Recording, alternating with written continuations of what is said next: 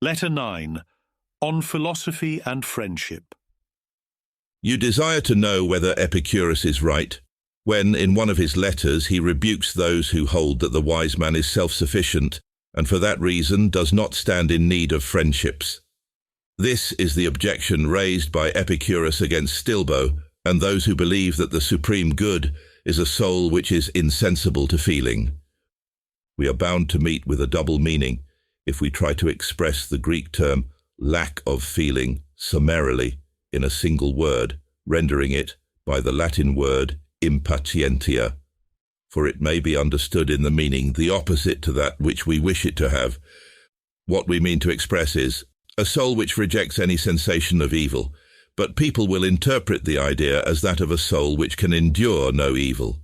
Consider, therefore, whether it is not better to say a soul that cannot be harmed, or a soul entirely beyond the realm of suffering.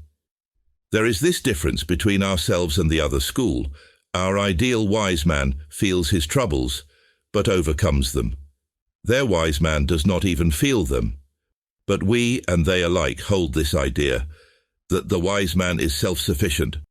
Nevertheless, he desires friends, neighbors, and associates, no matter how much he is sufficient unto himself. And mark how self-sufficient he is, for on occasion he can be content with a part of himself. If he lose a hand through disease or war, or if some accident puts out one or both of his eyes, he will be satisfied with what is left, taking as much pleasure in his impaired and maimed body as he took when it was sound. But while he does not pine for these parts if they are missing, he prefers not to lose them. In this sense, the wise man is self-sufficient, that he can do without friends, not that he desires to do without them. When I say can, I mean this: he endures the loss of a friend with equanimity. But he need never lack friends, for it lies in his own control how soon he shall make good a loss.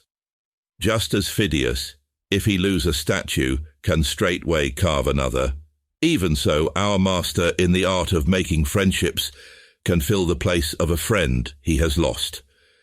If you ask how one can make oneself a friend quickly, I will tell you, provided we are agreed that I may pay my debt at once and square the account, so far as this letter is concerned. Hecato says, I can show you a philter, compounded without drugs, herbs, or any witch's incantation, if you would be loved. Love. Now there is great pleasure not only in maintaining old and established friendships, but also in beginning and acquiring new ones.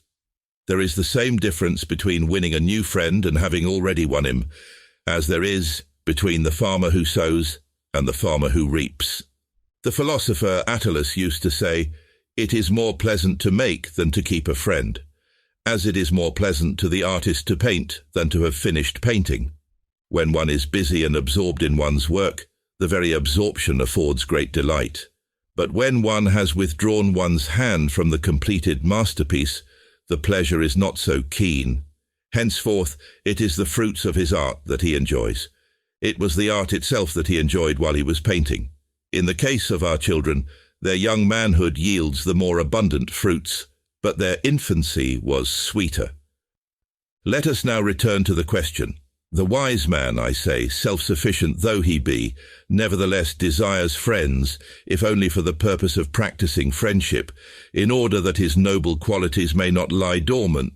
Not, however, for the purpose mentioned by Epicurus in the letter quoted above, that there may be someone to sit by him when he is ill, to help him when he is in prison or in want, but that he may have someone by whose sick bed he himself may sit, someone a prisoner in hostile hands, whom he himself may set free. He who regards himself only, and enters upon friendships for this reason, reckons wrongly.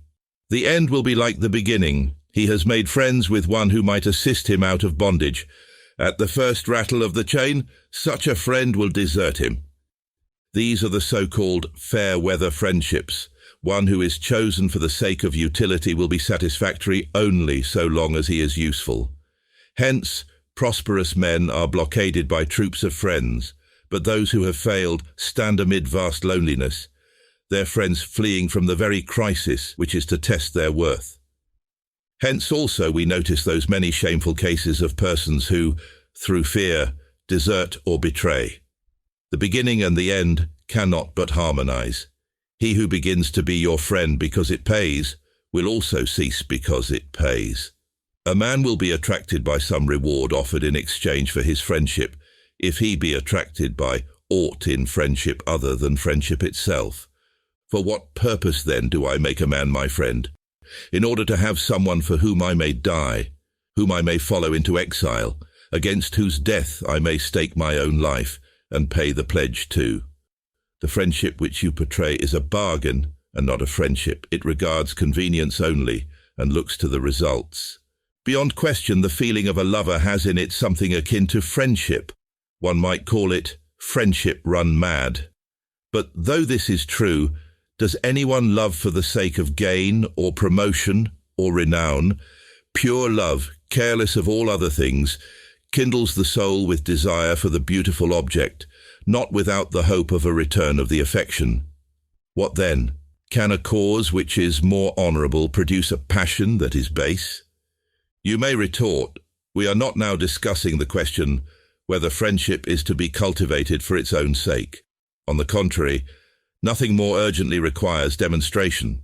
For if friendship is to be sought for its own sake, he may seek it who is self-sufficient. How then, you ask, does he seek it?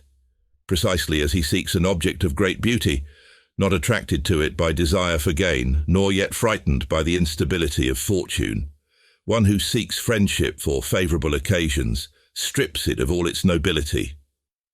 The wise man is self-sufficient. This phrase, my dear Lucilius, is incorrectly explained by many, for they withdraw the wise man from the world and force him to dwell within his own skin. But we must mark with care what this sentence signifies and how far it applies. The wise man is sufficient unto himself for a happy existence, but not for mere existence. For he needs many helps towards mere existence. But for a happy existence, he needs only a sound and upright soul, one that despises fortune. I should like also to state to you one of the distinctions of Chrysippus, who declares that the wise man is in want of nothing, and yet needs many things. On the other hand, he says, nothing is needed by the fool, for he does not understand how to use anything, but he is in want of everything. The wise man needs hands, eyes, and many things that are necessary for his daily use, but he is in want of nothing, for want implies a necessity, and nothing is necessary to the wise man. Therefore, although he is self-sufficient, yet he has need of friends. He craves as many friends as possible, not, however, that he may live happily, for he will live happily even without friends. The supreme good calls for no practical aids from outside. It is developed at home and arises entirely within itself. If the good seeks any portion of itself from without, it begins to be subject to the play of fortune. People may say, but what sort of existence will the wise man have if he be left friendless when thrown into prison, or when stranded in some foreign nation, or when delayed on a long voyage, or when cast upon a lonely shore? His life will be like that of Jupiter, who, amid the dissolution of the world, when the gods are confounded together and nature rests for a space from her work, can retire into himself and give himself over to his own thoughts. In some such way as this the sage will act. He will retreat into himself and live with himself. As long as he is allowed to order his affairs according to his judgment, he is self-sufficient, and marries a wife. He is self-sufficient, and brings up children. He is self-sufficient, and yet could not live if he had to live without the society of man. Natural promptings, and not his own selfish needs, draw him into friendships. For just as other things have for us an inherent attractiveness, so has friendship. As we hate solitude and crave society, as nature draws men to each other, so in this matter also there is an attraction which makes us desirous of friendship.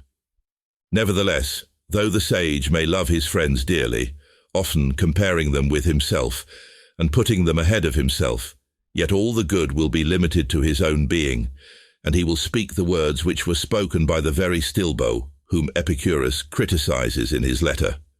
For Stilbo, after his country was captured and his children and his wife lost, as he emerged from the general desolation alone and yet happy, spoke as follows to Demetrius, called sacker of cities because of the destruction he brought upon them, in answer to the question whether he had lost anything.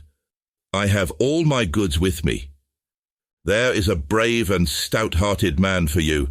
The enemy conquered, but Stilbo conquered his conqueror. I have lost nothing. He forced Demetrius to wonder whether he himself had conquered after all. My goods are all with me. In other words, he deemed nothing that might be taken from him to be a good. We marvel at certain animals because they can pass through fire and suffer no bodily harm. But how much more marvelous is a man who has marched forth unhurt and unscathed through fire and sword and devastation. Do you understand now how much easier it is to conquer a whole tribe than to conquer one man? This saying of Stilbo makes common ground with Stoicism. The Stoic also can carry his goods unimpaired through cities that have been burned to ashes, for he is self-sufficient. Such are the bounds which he sets to his own happiness. But you must not think that our school alone can utter noble words. Epicurus himself, the reviler of Stilbo, spoke similar language. Put it down to my credit, though I have already wiped out my debt for the present day. He says, whoever does not regard what he has as most ample wealth is unhappy, though he be master of the whole world. Or if the following seems to you a more suitable phrase, for we must try to render the meaning and not the mere words, a man may rule the world and still be unhappy if he does not feel that he is supremely happy.